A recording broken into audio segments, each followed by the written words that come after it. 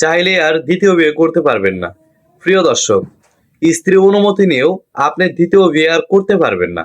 আজকের আলোচনার বিষয়টা খুবই গুরুত্বপূর্ণ, তবে খারাপ চরিত্রের পুরুষদের জন্য খুবই দুঃখজনক। কেননা খারাপ চরিত্র যেসব পুরুষ আছে তারা একাধিক বিয়ে করতে চান, একাধিক নারীর সাথে সম্পর্ক করতে চান। এখন চাইলেও স্ত্রীকে মারধর করে তার অনুমতি নিয়ে আপনি আর দ্বিতীয় বিয়ে করতে পারবেন না।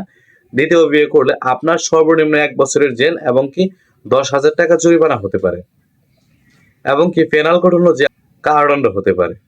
প্রিয় দর্শক, আগে চাইলে আপনি স্ত্রীর অনুমতি নিয়ে তৃতীয় বিবাহ করতে পারতেন, কিন্তু এখন মৌখিকভাবে স্ত্রীর অনুমতি নিয়ে আপনি দ্বিতীয় বিয়ে করতে পারবেন না। আপনাকে কি করতে হবে? সালিসি পরিষদের অনুমতি নিতে হবে। আর সালিসি পরিষদ কিন্তু আপনাকে চাইলেই অনুমতি দেবে না।